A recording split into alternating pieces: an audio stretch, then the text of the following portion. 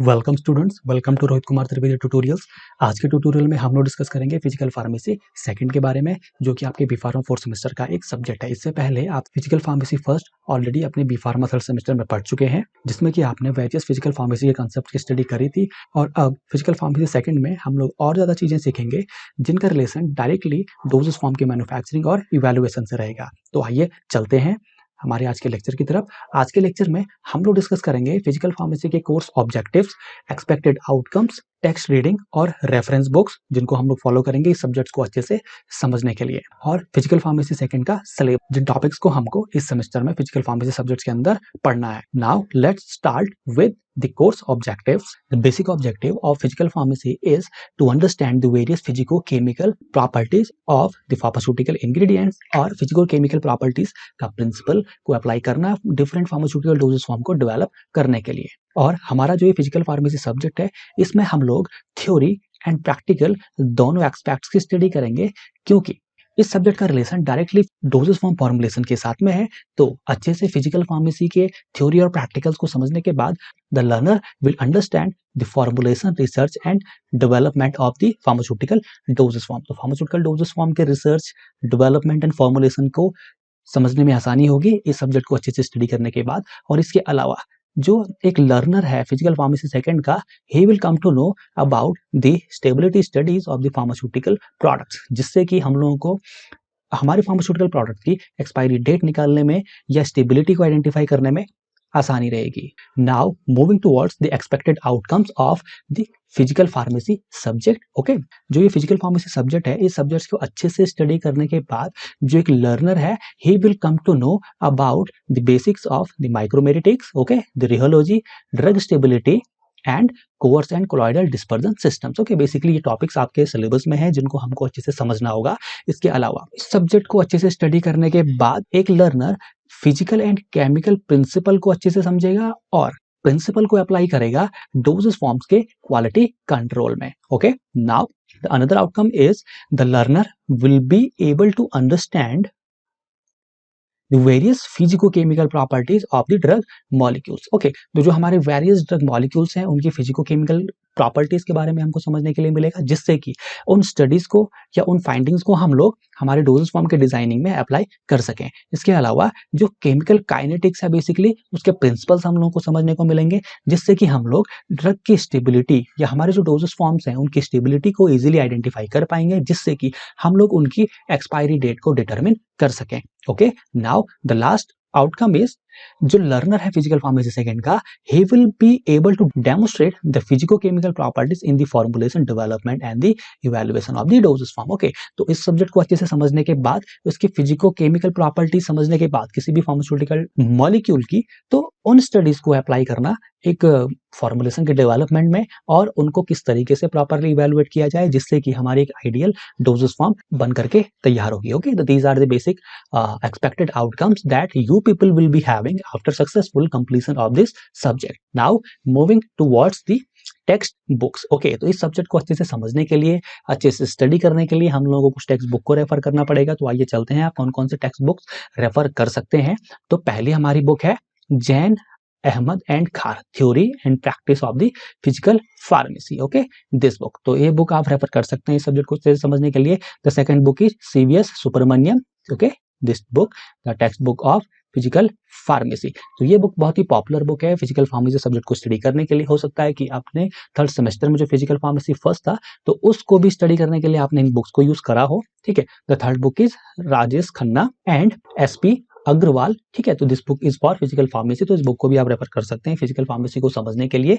Okay, the fourth book is doctor Ashok A Hazare. ठीक है, तो इस बुक को भी आप डेफिनेटली रेफर कर सकते हैं फिजिकल फार्मेसी के अच्छे से स्टडी करने के लिए। And the last book is doctor Shalini Sharma, okay, Suryavanshi and mister दुआ। तो बेसिकली ये बुक जो है हमारी एस विकास एंड कंपनी से पब्लिश्ड है। ओके, तो इन बुक्स को आप रेफर कर सकते हैं टेक्स्ट रीडिंग्स के लिए। ठीक है, पर अगर आप लोगों को कॉम्प्रिहेंसिव नॉलेज स्टडी करनी है फिजिकल फार्मेसी की, तो आप लोगों को कुछ रेफरेंस बुक्स को फॉलो करना पड़ेगा। तो आइए चलते हैं, वो कौन कौन से रेफरेंस बुक हो सकती हैं जिनको आप लोग फॉलो करेंगे फिजिकल फार्मेसी की स्टडी के लिए। सी these are the reference books. The very first book is Martin West. This is a very popular book for studying the physical pharmacy. And आपने शायद ये बुक पढ़ी भी होगी जब आप लोगों ने अपना फिजिकल फार्मेसी फर्स्ट स्टडी किया होगा बी फार्मा थर्ड सेमेस्टर में. इसके अलावा जो सेकंड बुक आपकी है that is Lachman and Lieberman the theory and practice of the industrial pharmacy. Okay, published by the CBS publisher and distributor. ये भी बहुत ही पॉपुलर बुक है फार्मेसी को लेकर के. ठीक है, तो ये बुक भी आप रेफर कर सकते हैं फिजिकल फार्मेसी के कुछ टॉपिक्स के कंसेप्ट को समझने के लिए. इसके अलावा third book is copper and guns. Okay, तो ये बुक भी आप रेफर कर सकते हैं, tutorial pharmacy by the copper and guns. Okay, ये बुक्स सिर्फ फिजिकल फार्मेसी नहीं अदर फार्मेसी सब्जेक्ट्स को भी आपको समझने में स्टडी करना हेल्प करेंगी. तो आई स्ट्रांगली रिकमेंड कि आप लोग इन बुक्स को खरीद लें. आपको इनकी पीडीएफ इजीली इंटरनेट पर अवेलेबल हो जाएंगी, पर अगर आप एक हार्ड कॉपी खरीदते हैं तो it will be always beneficial. ठीक है, तो आप इन बुक्स को खरीद लें. तो ये आपके फर्स्ट सेमेस्टर से लेकर के फोर्थ सेमेस्टर पर डेफिनेटली काम आएंगी. और अगर आप कोई कॉम्पिटेटिव एग्जाम्स लाइक जीपैट को क्वालिफाई करना चाहते हैं तो आपको इन्हीं तरीके की अच्छी रेफरेंस बुक्स को रेफर करना पड़ेगा अच्छे से फार्मेसी के कॉन्सेप्ट्स को समझने के लिए. तो आइए अब हम लोग चलते हैं हमारे सिलेबस की तरफ. तो वो कौन कौन से टॉपिक्स होंगे जो आपको स्टडी करने होंगे फिजिकल फार्मेसी सेकंड के अंदर. तो आइए वन बाय वन उनको हम लोग डिस्कस करें. एज यूजुअल हमारा जो सिलेबस है 5 डिफरेंट यूनिट्स में कैटेगराइज करा गया है, जिसमें कि जो हमारी पहली यूनिट फिजिकल फार्मेसी में रहने वाली है that is the colloidal dispersion. ठीक है, तो इसमें हम लोग कोलॉइडल डिस्पर्जन, कोलॉइडल पार्टिकल्स, उनसे रिलेटेड जितनी भी इंफॉर्मेशन है, जितनी भी नॉलेज है, उन सभी को स्टडी करने की कोशिश करेंगे. ठीक है, क्योंकि हमारी कई सारी फॉर्मुलेशंस हैं जो कि कोलॉइडल डिस्पर्जन सिस्टम्स में मार्केट में अवेलेबल है. तो कैसे हम लोग stable ideal colloidal dispersion system as a medicine बना पाए, तो ये सभी चीजें हम लोग स्टडी करेंगे हमारी यूनिट 1 फिजिकल फार्मेसी सेकंड में. Now moving towards the unit 2 that is rheology. Basically rheology में हम लोग फ्लूइड्स के फ्लो बिहेवियर की स्टडी करेंगे. तो ये यूनिट भी बहुत ही इंपॉर्टेंट रहने वाली है आपकी, क्योंकि हमारी मेजर जो डोजेस फॉर्म्स हैं वो लिक्विड फॉर्म्स में भी अवेलेबल हैं.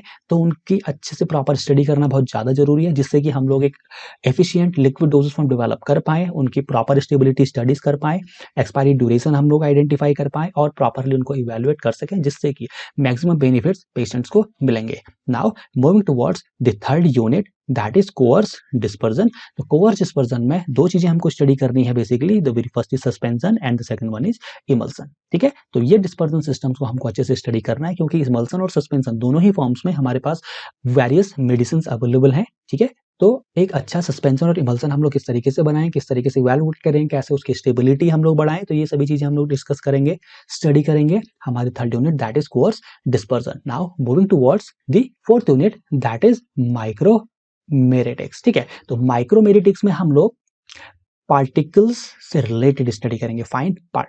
तो माइक्रोमेरेटिक्स में हम लोग फाइन पार्टिकल्स और उसके बिहेवियर को लेकर के स्टडीज करेंगे, जिसमें हम लोग पार्टिकल साइज डिस्ट्रीब्यूशन हो गया, methods of determining particle size हो गया.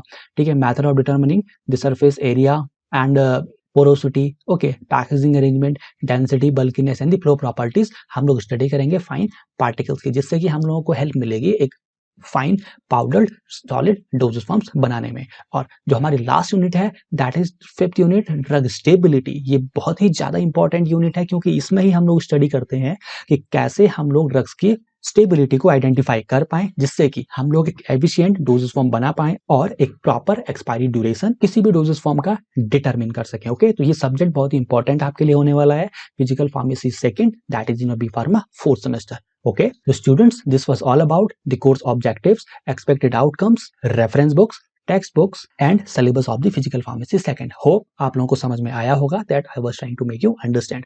अगर आपका कोई भी क्वेश्चन, आपका doubt physical pharmacy second subject से रिलेटेड आपके पास है, तो आप डेफिनेटली उसको कमेंट बॉक्स में पूछ सकते हैं. मैं कोशिश करूंगा आपके क्वेश्चंस के आंसर इंस्टेंटली देने की. तो till next video, happy learning, bye bye.